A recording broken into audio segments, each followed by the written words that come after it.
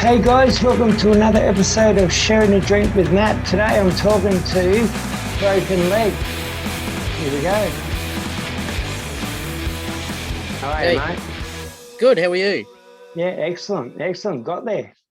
Finally. Finally. Bloody technology, it's awesome. Oh, mate. One, before we even start, Radio Birdman, Aloha Stephen Dano. Right. You know the song I'm talking about? No, I don't, sorry. Oh, okay. My producer, I sent it to him the other day, and it does the exact. It's about Hawaii 5-0. Oh, right. Yeah, The and old school one. Yeah, and the lead breaks. But yeah, my producer couldn't hear it, and I was wondering, if you did. Anyway, how are you? Yeah, not bad. How are you? Good. I really want to know, Broken Leg, where'd that come from? Where'd the name come from? Our guitarist fell out of a tree. Okay. Or fell off a ladder. He was pruning a tree many years ago and like busted his hip and his leg and spent a number of hours crawling inside to call for help. Oh, wow. And because he spent a lot of time recovering, he did a lot of recording. He's got his own studio. Yep. So did a lot of recording, and we were kind of like, Al and myself, and him, we kind of kicked around a little bit because in the first band I was in with the bass player from Broken Leg, called Subjudice, we did some recordings with Paul, and we kind of split, and then he'd like spoken to our drummer at the time and sent him some tracks that he recorded as Broken Leg. So then we kind of got together and just started doing stuff. So this is like another stage of Broken Leg. Originally in Broken Leg, I used to play guitar. Right. And then, just kind of out of necessity, because our drummer left, I ended up going on to drums and learning how to drum, and here we are. Excellent.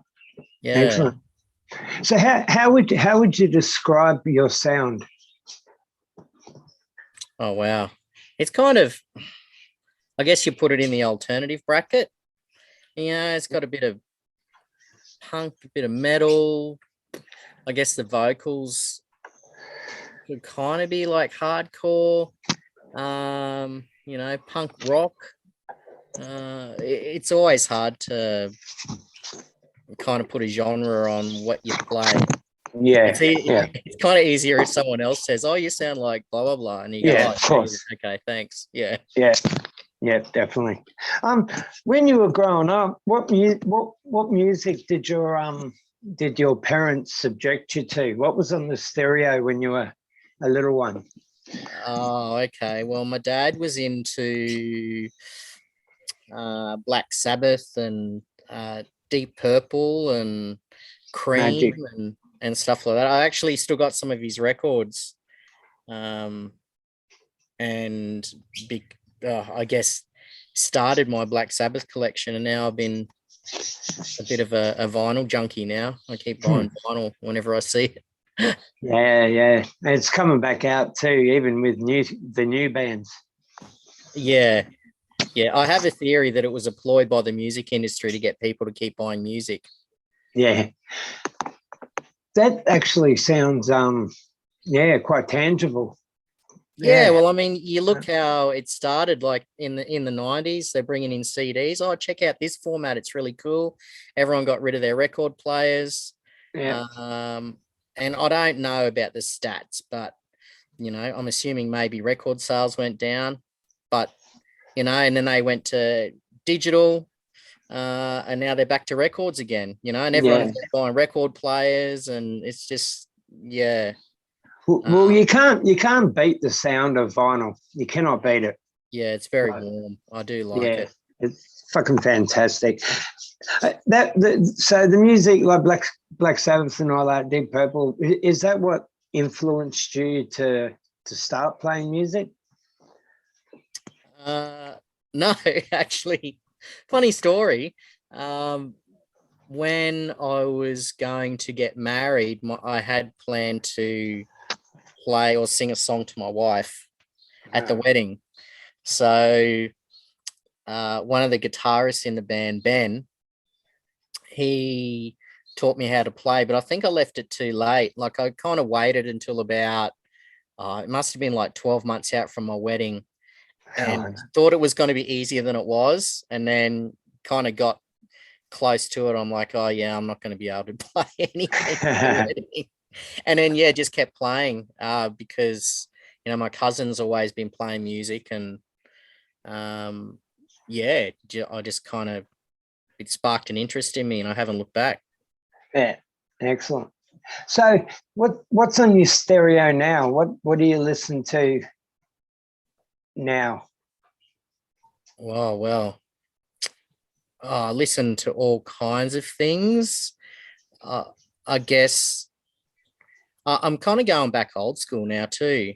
Bands like Alice in Chains, uh,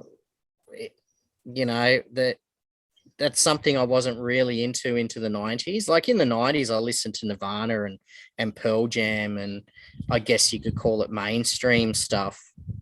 Never kind of got into the underground alternate scene. And now that I'm a little bit older, I guess I'm kind of going back and thinking, oh, yeah, okay, I've heard of these guys. Like someone like Helmet, been around for a long time, iconic band. I never got into them when they were big. Yeah. And now I listened to them just the other day on YouTube while I was at work. I'm like, wow, why didn't I ever listen to this band? So yeah. I guess to the long story short, stuff I don't listen to is like the pop R&B stuff, Beyonce's and whatever.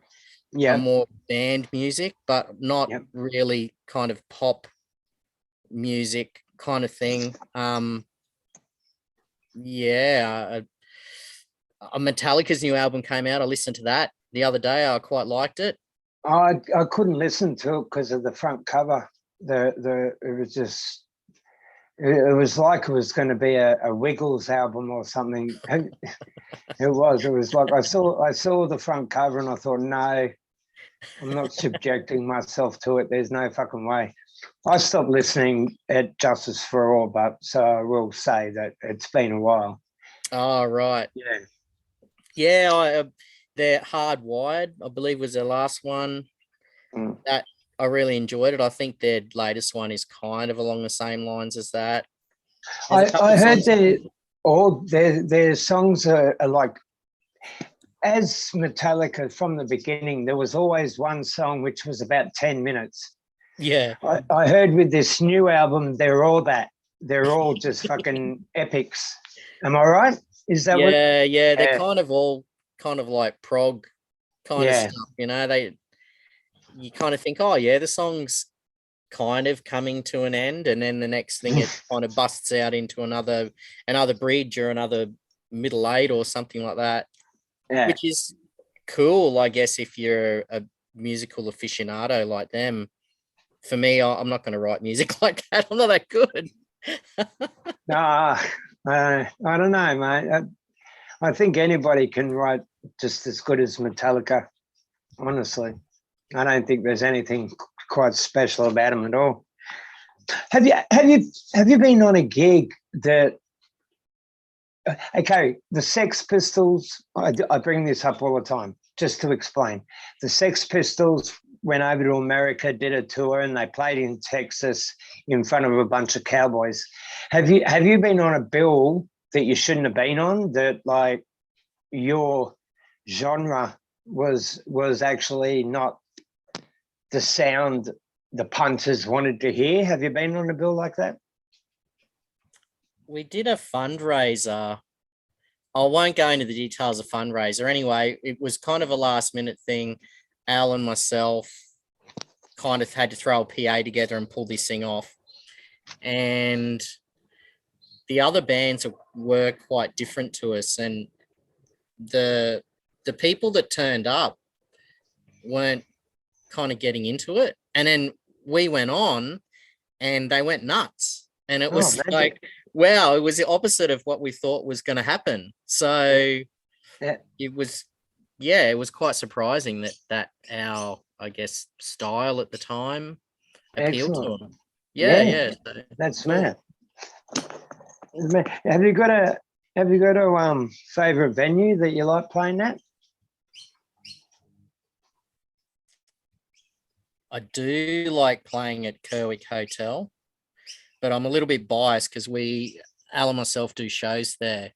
We put shows on in the local scene. So it's kind of like a home ground Okay. for us. Yep. So I do enjoy that. We played Rick's backyard a few weeks ago. That was pretty cool. Okay. Well, we did do. Oh no, we didn't. I did it in another band. I played that. It was in the Valley. Actually, King Lear's is a really good place in the Valley. Yeah, it is. If I'm Liz going to is point great. out a place in there, I would say King Lear's is a place to see bands and play as well. It's Yeah. really cool. Do you ever get down to Vinnie's? I haven't been down there yet. No, Oh, no. there's always time. Always time. Yeah, look, the only time I get out to see other live music is usually when I'm playing.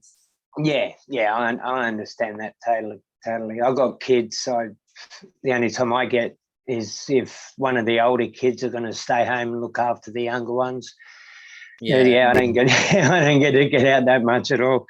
But what you were saying before about the genre, is there a genre you just can't deal with? Like that you can't. You were saying pop music and R&B and that. Is that a genre you can't you just can't listen to, or is that? Well, Is it's there funny, parts? because something like pop music, like I still like the Michael Jackson, something like the Bad album or Thriller is still Yep. great for me. Something that I really can't get into would be like Mumford and Sons. I guess what's that, folk music? Yeah. I can't do it. Country music, I can't get into country music. Yeah, I guess they too. They Yeah. kind of stick out for me that they just don't gel with me. It's not as though I just go, oh man, I hate it. I just can't get into it. Yeah. Yeah. Yeah. And I've said this before too. There's always a gem, but in every genre, like Yeah. like in country music, Ghost Riders in the Sky. That's one of my favorite songs. You know what I mean? Yeah. Like there's always a song that just makes you, yeah, I really actually like this. And then you dig a bit deeper in that genre and go, oh, fuck. And I've got one song out of that genre. That was great. Yeah. Excellent. Well, it's funny because my dad used to listen to Slim Dusty, and my mum was Dolly Parton and stuff like that when I was a kid. I mean, I wasn't really interested in what they were into anyway, but that, I don't know. I guess Slim Dusty, if someone played me Slim Dusty, I would probably listen to it just because, I heard it when I was a kid. Yeah. But I'm not going to go out and buy an album. Yeah, my mother actually wrote a song for Slim Dusty, put it on his album. It was about a drought. All right. And like I don't listen to Slim Dusty, but she's passed, and when I get a bit emotional and shit sometimes, I'll put that song on and everything. Like he was a legend, man. I remember in '92, the first big day out, I was hitching down from the Gold Coast to go to the first big day out. And I got a lift with this guy, and he goes, yeah, I'm going to Sydney, but I'm stopping off at the Tamworth Music Festival first. And I went, oh, okay, I've got 2 weeks before the big day out, so I'll do the Tamworth music. And it was fucking fantastic. And I'm not a country music person, man, but it was fucking fantastic. Awesome. It was great. So have you got a favorite genre of music that that's yours, that you really dig? That's a really good question, actually, because I could put something like, say, Black Sabbath on and go, yeah, wow, this is awesome. This is the shit.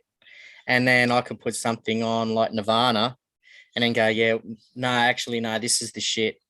Yeah. So Yeah. it's hard to say. I guess for me, it's the music just have to have a certain groove and a certain Yeah. feel to it to appeal to me. Oh, Uh, definitely. I really like metal, and I Hmm. really like grunge and alternative.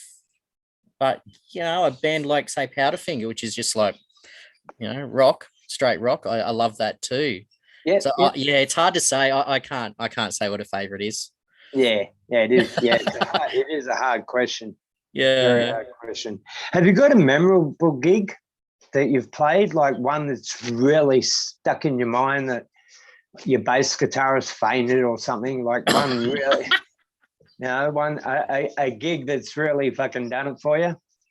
We supported Dream Killers at Brightside. It was quite a while ago now. It was before COVID. That one stuck out for me as one to remember. I mean, just because it was the Dream Killers. We were the I first was band just about to on. say that, mate. Dream Killers, there's never Yeah. been a bad fucking show. Come on. No. And all the guys are super cool, really nice. Yeah.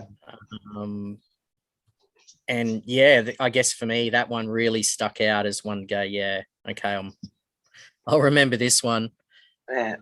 I guess the more shows I play, sometimes it's hard to remember kind of what happened at a gig. Someone will go, "Oh, I remember you did blah blah. Or this band was going playing." You go, "Oh yeah, that's right."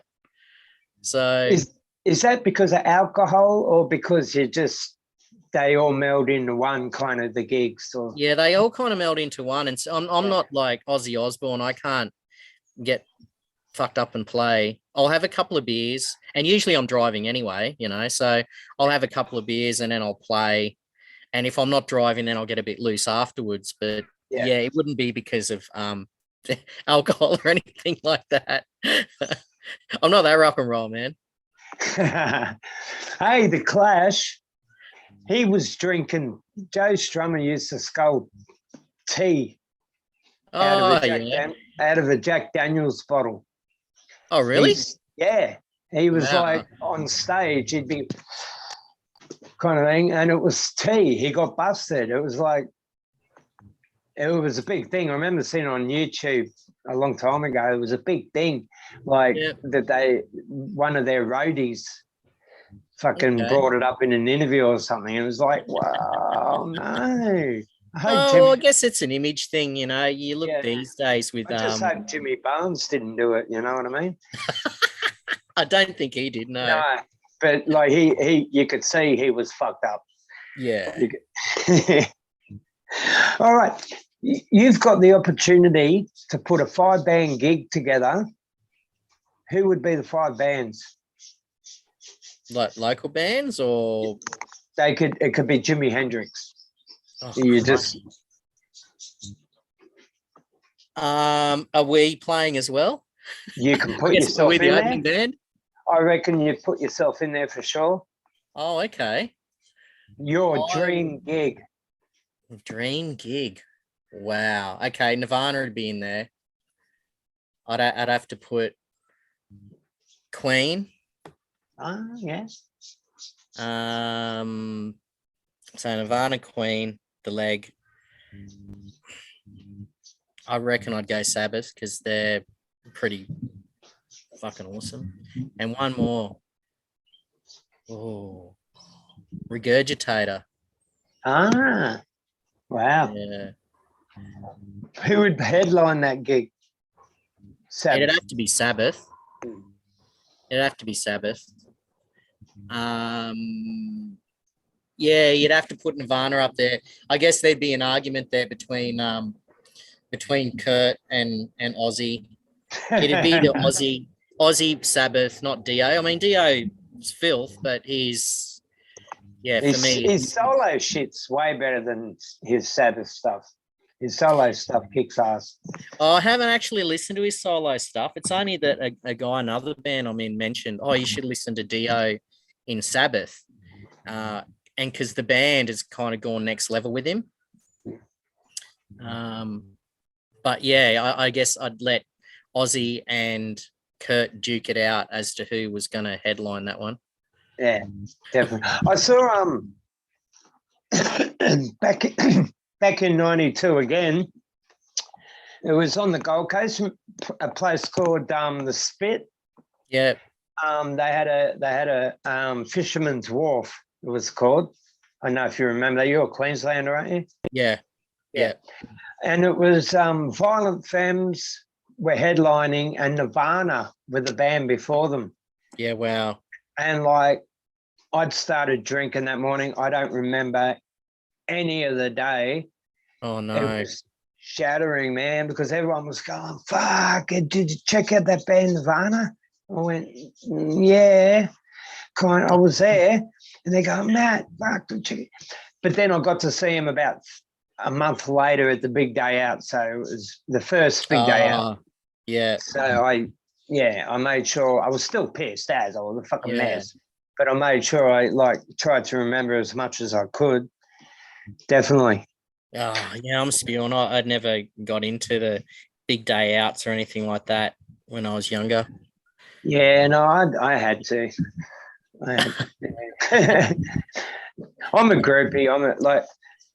I tried the band thing 30 years ago and that didn't work. I'm just not talented at all.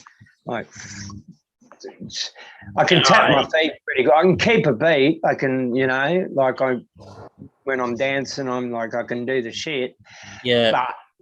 But put an instrument in my hand and it's like fucking putting a scalpel and asking me to do a fucking heart transplant. It's just not going to happen. Well, the same token, like people talk about talent. I think, look, some people have talent, but when you're doing any discipline, you practice.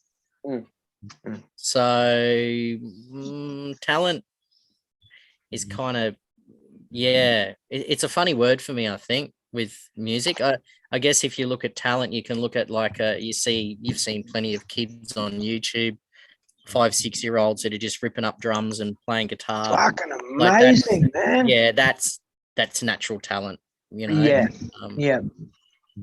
As you get older and you're more kind of aware of yourself and your skills, you got to work at things a lot harder. Yeah, definitely. Yeah. And I will admit, back then I was working at fucking getting fucked up. So I think we've all been there. Yeah. And then I had kids and all that just went to fucking shit. I just said. Anyway, we're talking about with you. So we're talking about Broken Leg, but what other bands have you played in? And give us a bit of info about you as a musician. Okay. Well, I started playing guitars with that before the original Broken Leg was called Subjudice. Yep. And it was kind of alt rock, I guess. We actually went out to Airlock Studios, and that's where we did our first recording. 3 tracks there. It was cool. We ended up staying out there for 2 nights and spent 3 days, did 3 songs, come out with awesome tracks, but that kind of went nowhere. Did the Broken Leg thing, played guitar, which was cool, and we never quite got to the live stage. We were going to play a show, like a festival thing out at Marburg, and that just didn't happen, which we'd actually played with Broken Leg. With Subjudice. And then, just started drumming for actually just before Broken Leg took off. There was this guy, and he was kind of reminding me of the dude from Bush. It was his kind of style, and he had heaps of music and he needed a drummer and a bass player. So we went and recorded some stuff. And to be honest, my drumming wasn't that good. So it was probably really shit. He would have gone back and listened and gone, who's this fucking dickhead? He can't play for shit. But it was a cool experience. He ended up finding a couple musicians and released some stuff, which was really cool. Been doing the Broken Leg thing for a while. And the other band, or one of the other bands I'm in, Found on Sunrise, is a I guess, blues rock band. Magic. And all these guys live in my street. So we're not far away. Like they're literally, no more than 5-minute drive away. Wow. Because I've got my own kind of jam room. And then the Hefties thing is something that kind of started at a boys' weekend. My brother-in-law, who's on vocals, I've always wanted to be in a band with him. And so, yeah, now I'm doing it. And like the drummer was living next door to my mate, and he come to the boys' weekend, and we just kind of got together at, like, being musos, we ended up taking, I guess, a cocktail drum kit, a generator, a guitar, an amp, and a bass and an amp, and we were jamming on the beach. The police even pulled up and checked us out while we were having a jam, and they loved it.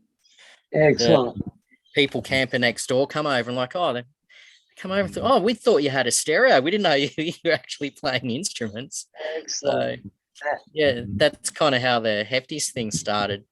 Do you record that stuff, like just tape recorder or something? Oh, I do have one of those handheld Zooms, the Zoom H4 or whatever they are. Yep. Usually when we're jamming, or every show we play Broken Leg or whatever, I'll always record. You have to, don't you? Yeah. Yeah, it's really good to, you'll always get those moments when you play live and everything seems to slow down and you think, oh man, I made so many mistakes and I missed that note, or I mishit on that drum or whatever, and you listen back, and 99% of the time you listen back and no one would even know because it was that quick. So it's also a good tool to, I guess, put me at ease after the gig, because I kind of walk away thinking, oh man, I could have been better. But then listen back to it and go, oh man, that was sick, there was nothing to worry about. You got to record. Like there's this thing on YouTube, and the person that recorded it, fucking amazing. It was a stage in a park, a little stage, and I think there was about 20 punters that were at this gig, and Rage Against the Machine came on. Yeah, wow. No one had ever heard of this band. Yeah. It was their first ever live performance. You can watch it on YouTube. Oh, is that the one that was at the college or something? And there was like people kind of like walking around everywhere. Yeah, just walking around. Yeah, I did see that. Yeah, it was cool. And they started it off with the intro of Killing in the Name of, but didn't actually play the song. It was just the intro, and then they went into their other music. Yeah. Fuck. The guy who filmed that, fucking good on him. That's why I think you got to, every time you play or every time you even jam, you've got to record it, because you'll catch something. Fucking... we've caught heaps of stuff when we've had the, just a piss up jam, and you think, oh yeah, this is cool. Yeah, you swap instruments or whatever, and then record it. Think that was cool, and listen back the next day and go, oh geez, really? We must have been really pissed, because that sounds like shit. Every now and then you will catch a cool little riff or something, but yeah. It's good to do. It's good. Do you play any covers? Yeah, I actually play a few. There's a thing down the road a guy has called Jams by the Dam, and there's a heap of musos in the neighborhood. We all get together, and quite often we get up there and just kind of jam out cover stuff. So it's not something I practice religiously, but it's definitely something I do enjoy, kind of, when it all falls into place. It's cool. So it's more like a punk picnic kind of thing. Yeah, kinda. Oh, yeah, kinda. Yeah. Children, have you got children? No. Okay. If you did have children and they're in like their early teens, would you let them listen to your music? Yeah, definitely. Let them listen to it if they were younger too. Excellent. Yeah, I don't think there's really anything. I mean, besides the language, some of the language might not be right, but I guess it'd be an education thing. Kind They of hear the maybe. language everywhere they go anyway. So Yeah, that's right. I All might the get shit you can get on your a couple phone. of mine swear more than I do. I've got 8 of them. I've got 8 of them in there. Yeah. Crikey. Don't you have a TV? And we've got a TV in every room. I've got 5 adults and 3 kids. Oh, right. Yeah. Yeah. So, Good on you. That'd be hard work. yeah. When you were first starting off playing music, did you get any advice off anyone like saying that, this is what I think you should do, or like you? Yeah. Yeah, I did. Yeah. Obviously my cousin, because he was showing me a lot of stuff. But then when we went and started doing those first early recordings, Paul, a guitarist in Broken Leg, was giving me advice on, how to, I guess, hand positions and, stuff like that, like striking the chords clean. And there's a few other things. Probably I've had some good advice from a guy that was in the Brisbane scene about my drumming just after I started in Broken Leg, which was really cool because obviously I was pretty shitty when I'm not that good now, but I like to think I'm a bit better than I was when I started because of this guy's advice. So yeah, always willing to take on someone's advice as long as they're not saying to me, "Oh man, you're fucking shit. How about you do blah blah blah." Yeah, definitely. Have you got advice that you'd give an up and coming band? I would say to kind of listen to advice given to you from other musicians. Have don't you got advice that you'd give to another? Yeah. So I would say to them, like, someone comes to you with a bit of advice about, for example, like playing live. There's heaps of tips I could talk half an hour about, and give advice out about it. But I would say just have fun and don't think that you're the next Foo Fighters. Like be confident, but don't be overconfident and bag other bands. Just have fun and enjoy all the other styles and the other people in the scene, because that's kind of what it's about. It's not about like things for me, like say a band comp. I'm not into band comps because it's a competition thing. For me, I'm not competing. I just want to play it. That's excellent. I dig that. So yeah, just have fun. I guess have fun and don't take yourself too serious. Yeah. Because I think you lead yourself to disappointment there. You go out there thinking, oh yeah, I got all this rad gear. We got these rad songs and we're really good. And then when you don't get anywhere because the original scene's hard, it's a long way to fall down from that big pedestal you put yourself on. Yeah.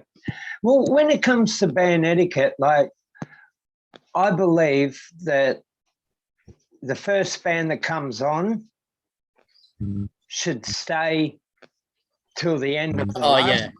Yeah. And the last headliner should be there to watch the first band. Yeah. That's my ethic. I think with it. Yeah. 100%. And we've had bands, we still get it now and you see it all the time. And I never say anything. It's just people they don't all think the same, and whether they've got family commitments or maybe they've got anxiety issues or something. So I never. Yeah. But for me, if I go to a show, even if I'm playing last, I'll watch every band. If I'm playing first, I'll watch every band after me. Exactly. Yeah. And it's cool to meet new people, and you're speaking to other people that are out there doing what you're doing. So it's a good socializing time. music, it's a big family. Yeah. It's a big family, and I think there should be ethics within that whole family circle, and which I don't believe there is on a constant basis.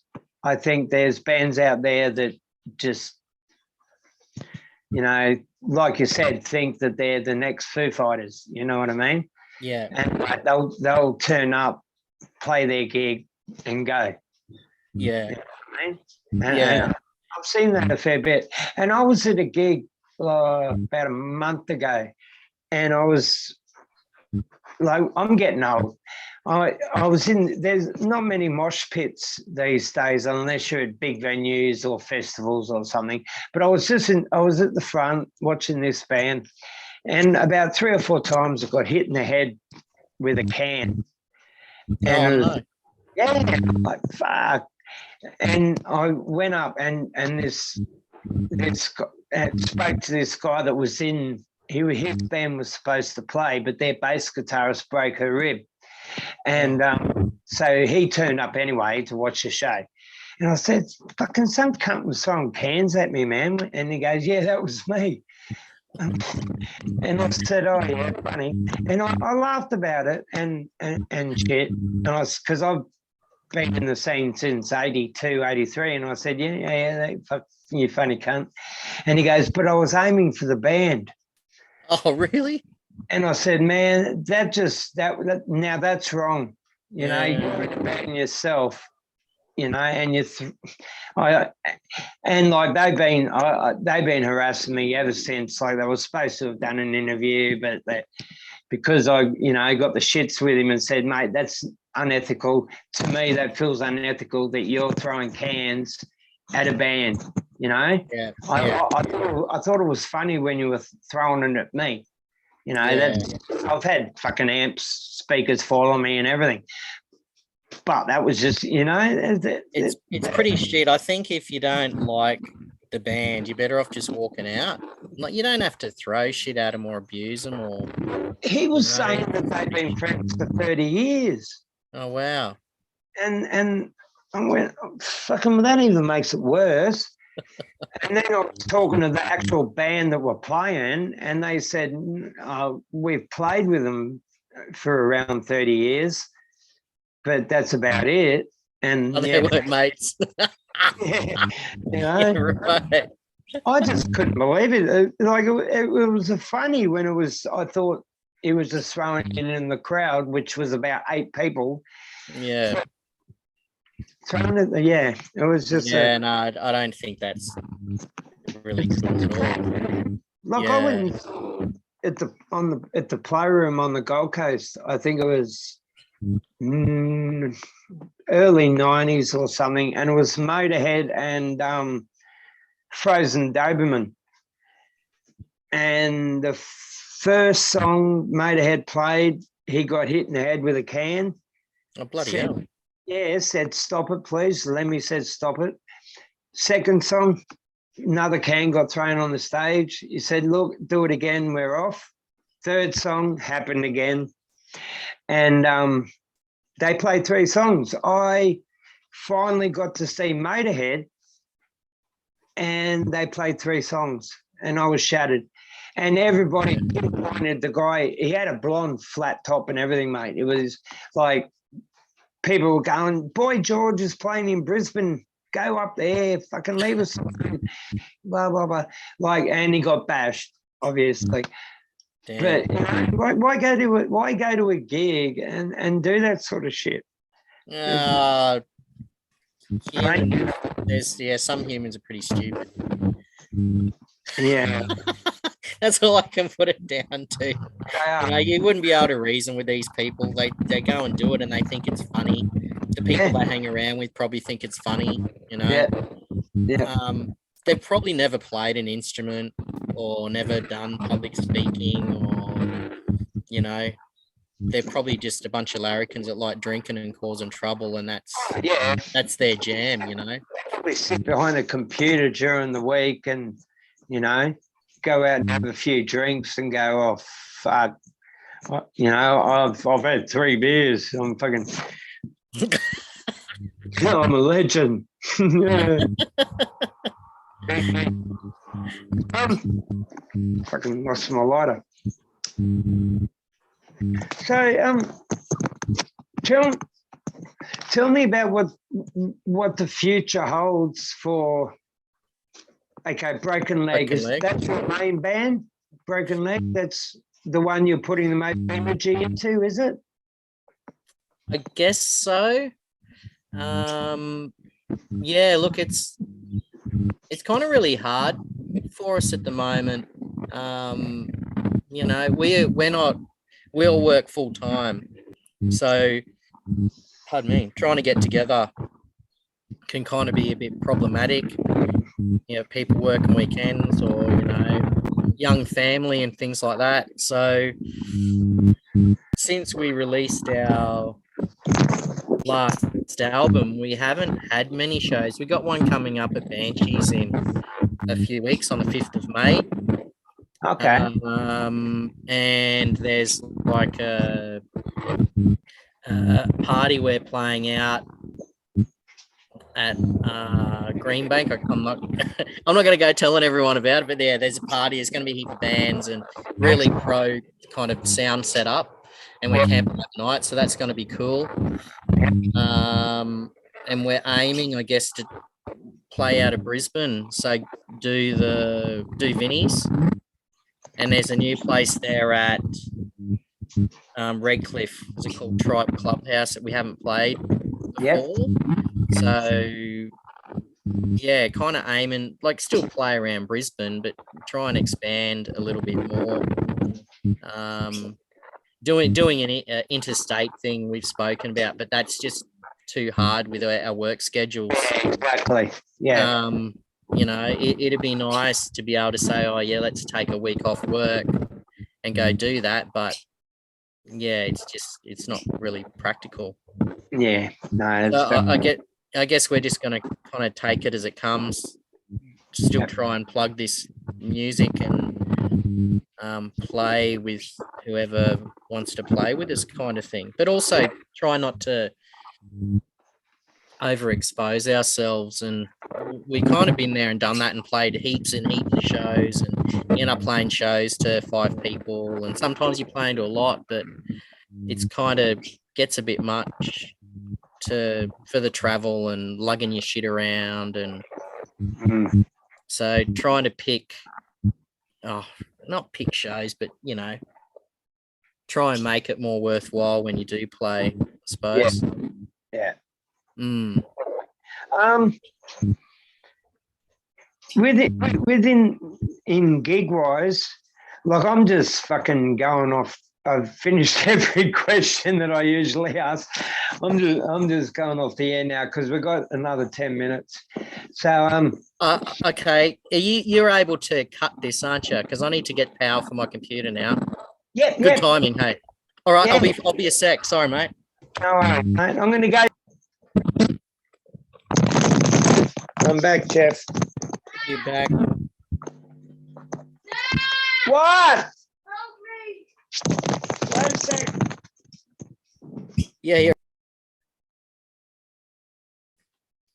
I guess you said we still got 10 minutes to go. Yeah. Yes. I guess I could go. No, you go. No. I was just about to say. So tell us all about what's happening with you. Like me personally, or you and the scene, you and the bands, you. Oh, okay. Well, Alan, myself, the bass player in Broken Leg, and Hefties, we do the shows at Kerwick once a month. So we kind of been building a PA and for a while. We've got a pretty good system there, and we know what it's like to, like there's some venues or some people that put shows on that I can kind of understand what they're doing, but they want to get, I guess, the bands that are going to draw bigger crowds you know, because they've put in money to put the show on, or, you know, for whatever reason. Yeah. Yeah.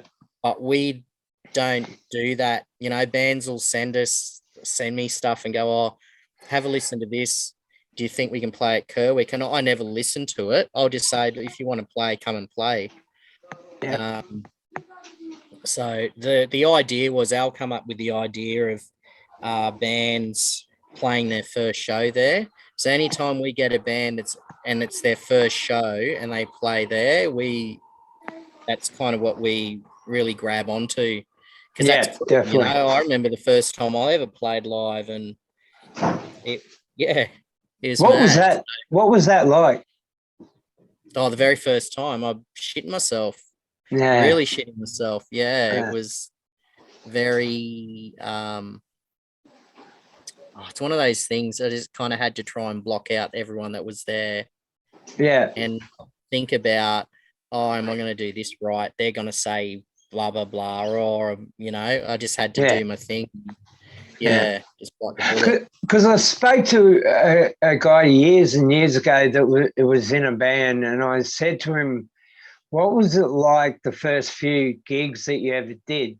And he said, well, I can put it down. It was exactly like when I first started going to AA meetings. Really?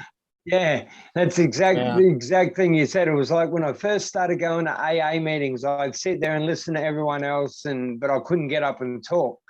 And the first gigs, like I was nervous like that when I first got up and talked at an AA meeting. I went, yeah, fair enough. Like, yeah. You can definitely liken it to public speaking, because you're up in front of people, you know, and I guess it's that, I don't know, some people would be different thoughts, but I mean, for me, it's, you know, you're going to get judged, or, you know, I want to look like an idiot or whatever. Ever been booed?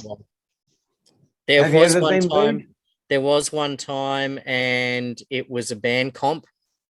I can't think what it was. It was one of those stupid ones we had to pay to play. So we had to buy the tickets and sell them on. And for the life of me, I can't remember the name of it. But anyway, we played maybe one or two songs, and all I heard was this. It was dead silent. And this dude goes, "Get off!" Get off. And I was just like, I was looking out. I couldn't see, so I'm looking out through the lights, and I'm like, I couldn't see who it was, and I just like gave him the finger, and then just kept playing. In hindsight, I could have had a really good comeback for that, but at the time I didn't. I'm not that quick-witted. But it would have been nice to say something like, "Oh yeah." After he goes, "Get off," I'll be like, "Yeah, I did with your mother before I got here," or something. I was just thinking that. That's exactly what I was thinking I would say, mate. Well, like I did on your mum last night. Yeah. So look, that's in the back of my mind. So next time I do get booed or heckled, that's going to be the first thing that comes out. And of course you have. How does it feel when you're like you've done your set, you're out in the venue, you're having a drink or something, someone comes up and goes, "Fucking mad set, man, I dug that." You got it. How's that feel when you get shit like that happen? It's really cool. And I always say to them that it's really good that someone else digs kind of what I'm doing. Yeah. Because it's one of those things, you know, of course you're playing a band because you get up and want to play, but it's not as though you're doing it to deliberately have people like you for it. You're doing it because the group of people you're with have a thing and that's your thing. But when someone comes up and actually likes that, it's kind of like, yeah, really cool. I do enjoy that. It was funny, you know, you say someone coming up. When we were at the Dream Killers show, I had a guy come up and was like, "Oh wow, you're the drummer out of Broken Leg. Can I get your autograph?" Wow. And I was just I was Yeah. stoked. I'm like, wow, the first time someone's ever asked for an autograph. Like, Yeah, no, it's mad. See, I'm a bit of a groupie. I've got like picks and drumsticks and set lists. Fucking yeah, yeah, I collect that shit. yeah, there's nothing wrong with that. That's cool. Yeah, yeah, It's definitely. memorabilia. And it also makes the band feel good too. With Yeah, like someone's actually fucking taking notice. Someone's actually and that's what I think that needs to happen to the Australian music scene. I think the 90s were fucked, if you ask me. The 90s were fucked with the Australian music scene. There was, especially in the punk scene. yeah, But that like and now the new generation of people that they're going to gigs and they're just acting like fuckwits and shit. But it's good to have those people that come up and say, "Man, that was fucking great." yeah, I'm fucking so glad I came tonight. Blah blah blah.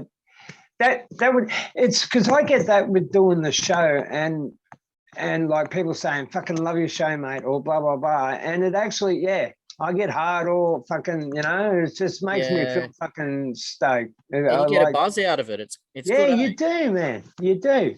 Yeah, You do. So, Dream Killers are playing at the moment. They're doing their tour, yeah? yeah. I've seen they've been doing a few shows. Yeah, yeah. Good on Yeah. them. Yeah, Yeah, it's fucking A. wicked. And they're playing with Rust, the Allen Guns, like they're the Yeah. bands that they're playing with are just. So talk. We got. We've got okay. 8 more minutes will do. Talk. Just Talk about Talk yourself. anything. Oh, Yeah. okay. Well, I guess I can talk to you about our recording process and stuff for Mhm. Broken Leg. Okay, Yeah. so all three albums we recorded at Paul's place. He's got his own studio. Magic. He's been playing music for to be 50 years or more. Played in the UK kind of punk scene when he was younger and Fucking excellent. started recording from I guess the earliest recording media, tapes and Yeah. 4-track and 8-track and whatever, to now, using Pro Tools and gone through the various stages of Pro Tools. So we've been quite lucky to have a place where we can go and not have that pressure of like paying an X amount and only having a certain amount of time to do it. And, it's. Do you get free reign? Do you get free reign in the studio? Or are you told kind of what to do? Or Well, Paul kind of knows how, or how would you put it? The mechanics of recording and kind of, how you build a song and that kind of thing. How you're layering tracks and so I guess he would kind of direct us on how that goes. I mean, musically, like the songs are written mainly by Paul and Dan, the singer. So Dan will do the lyrics. He also plays guitar. He's a filth guitarist. So him and Paul will often work together and come up with stuff. Something like Fade, that was like a big track that Dan had a lot of influence on because he kind of wrote that musically with Paul as well as doing the lyrics.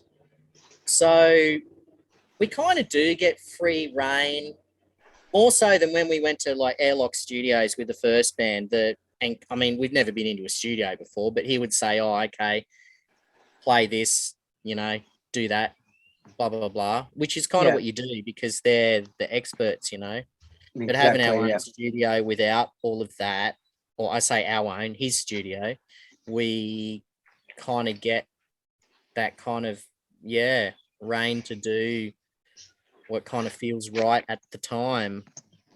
You can lay down a few tracks and think, oh, what am I going to do with this? Oh, I don't know. I'll just put something down and see what happens, see what kind of magic you can get out of it.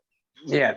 Yeah. So it's been really cool. And I know, like the first album, I never did a click track or anything, and it's pretty rough. I mean, you can hear it in the recording, but the second and third, I learning how to play click tracks, and Yeah, things get a lot more cleaner and a lot more precise. And like the third album we started writing that before COVID, yeah. and that whole thing happened. And That's what I'd like to ask. How did that treat you? How did you deal with that? Did you FaceTime each other saying, "No, I've got this," or well, Paul was writing. Paul's a writing machine, and because he's got the recording gear, he'll just lay stuff down and send it out. yeah, And then so he would lay email stuff, and then I'd have a listen and go, oh yeah, and put my headphones on, go down the shed, have a bash on my kit, yeah, and then say, oh, okay, I'm going to come over this weekend and try and record that track, and then just lay something down and kind of see what happens. And we all kind of did going over there. We weren't all there together. Sometimes there'd be a couple of us go over because there was that time where you couldn't hang out, a lot. So yeah, it was a very different process for us, the third album, kind of writing it. yeah. And yeah, How long ago was the last album? we released, I think it was February this year, I think. Okay. No, it must have been. It must have been late last year. I think it was November last year, because one of our tracks there was in the Triple Z Hot 100. Oh, magic, Mm, magic. Yeah, I got Kathleen Turner Overdrive and the Owen Guns. yeah. Yeah, I interviewed them and yeah, and they did well. They did fucking well. It was good. So, did you make it into it or? Yeah, we got in there. We Yeah. were, I can't remember what we got. We've actually been quite lucky. We've gotten in there like 6 times. We got like Wow. in the first time was like 60, we got a 59, 58. Wow. The highest we got was 13. Excellent. It was a few See, years ago, yeah. if you ask me, like, even if you get 100, okay, there is 30 times 100 bands in Australia playing. Yeah, yeah, You know what I mean? So yeah. even if you get 100, that's a big fucking leap, man. That is Oh, something yeah. to be proud of. You know Yeah, what yeah. I mean? Thanks, man. We always feel pretty privileged to be able to get into that group, because like you say, there's like thousands of bands out there trying Exactly, man. Yeah, trying to get in. So it doesn't matter if you're 100, it's still a really good feeling. it Like is. I remember the first time we got in there, it was like 63 or something we got, and the track was Never. And I remember because it's always New Year's Day, and I was driving home, and I was thinking, oh, we're not even going to get in there. And the song came on the radio, and here I am yelling out the car window, like, yeah, woo! Fist pumping myself out the window and shit. It was awesome. Oh, mate, that'd be the fucking best feeling. Yeah, it is. It's like hearing your one of your tracks on the radio for the first time. Yeah, It's really cool. definitely. No, that's fucking terrific, man. There was something I was gonna see. I listen to you guys, and then I get a question, and then I'm still listening, and the question gets out of my head. What was it? Is Broken Leg the main band you're in, or? I guess so. Yeah, I guess you would say it's the main band. Like that's the one that kind of put the most time into, and we're subscribed on the Zeds, and we've got albums, we got shirts and that kind of thing. So that, I guess, is the main band. Yep. But I say to people, because I'm playing in a few, I'm not trying to be a band slut, but I just love playing with different people and doing different things with these different people. So Oh, that's just having a that's just wanting to do shit, man. That's not being a yeah, band star. That's just like fuck. I want to just put myself out there. You got to, yeah, because that's what I think about music. You've got to work hard. A yeah, band that just fucking takes no interest in what they're doing or nothing. We just play gigs, blah blah. They're gonna get nothing. You got to work fucking hard. You yeah. got to really work hard. So have you got an album coming out anytime soon, or is the last one for a while? That with Broken Leg, yeah, that's the last one. Well, I mean, like I said, Paul's a writing machine, so he's always throwing stuff out, but Yeah, we haven't had a chance to kind of get together and jam any of that stuff out. yeah, We're kind of doing it show to show at the moment. yep. Um, So yeah, if I've got another channel doing album reviews. okay. If you guys, and it'd be good to have the whole band. If you guys Yeah, are yeah, up for that, I'd like yeah, to do an album review with you if that's all right. yeah. Cool. I'll let the Yeah, guys know, and yeah, like I think the would you just do our last one, or would you do the we last can two? whatever Whatever. you like, mate. Whatever you Yeah, like, it cool. doesn't matter. Yeah, All right, doesn't I'll matter. let the guys know because I think that'd be really cool to get.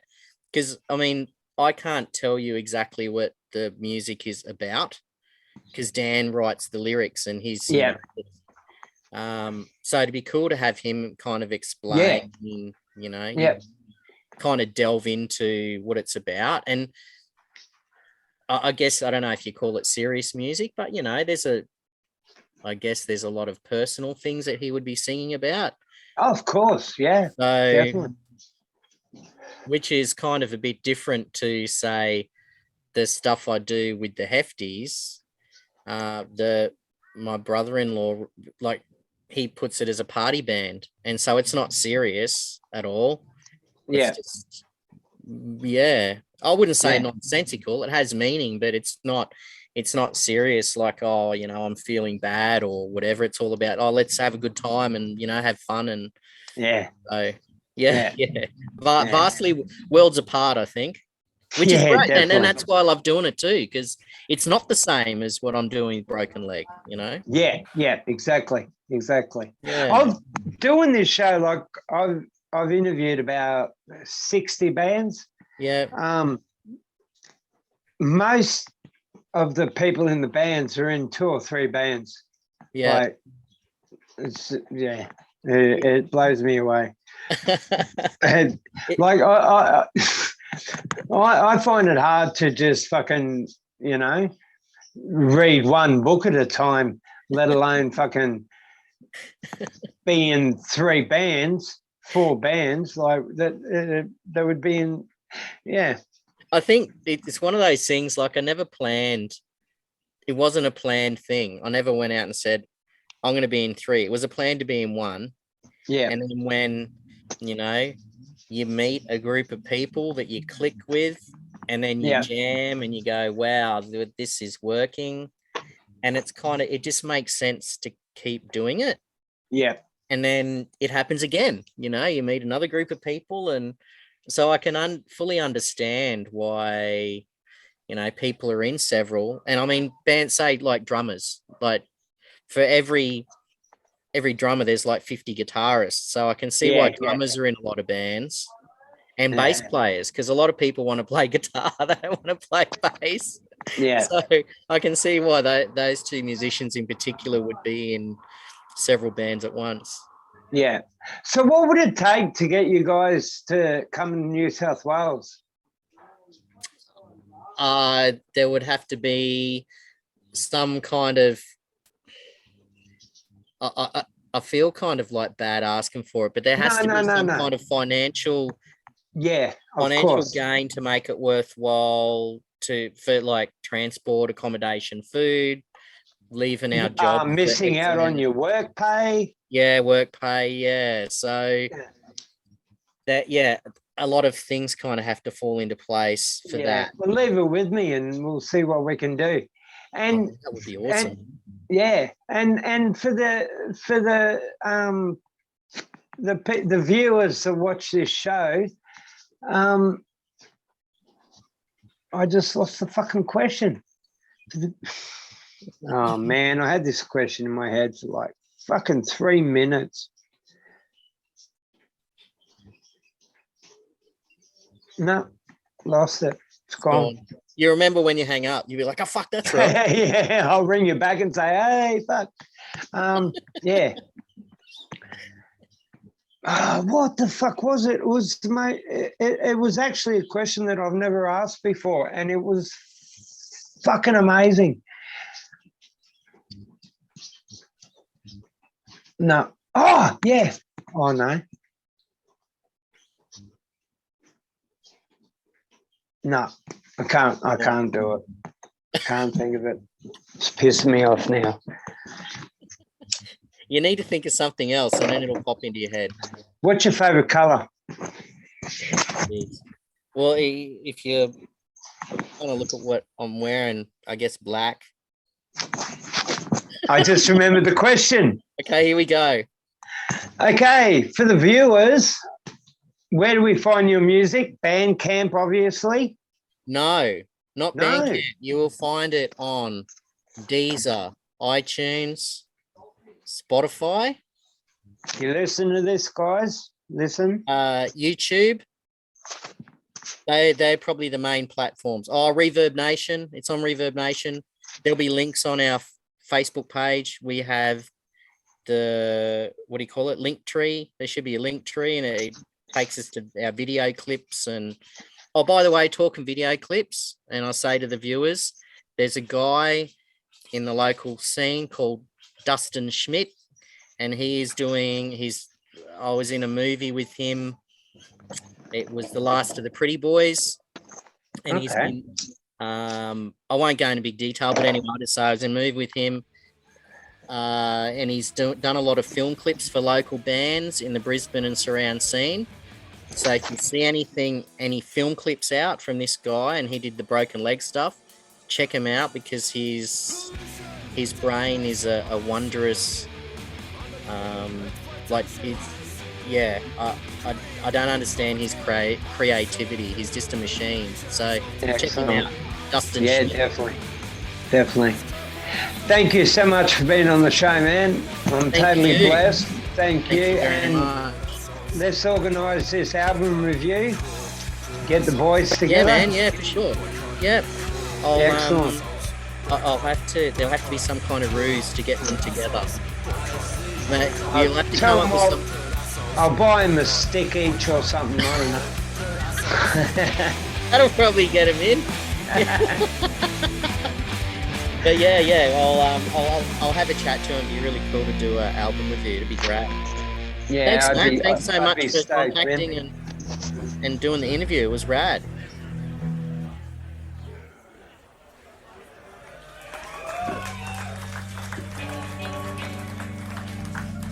Be sure he's loud.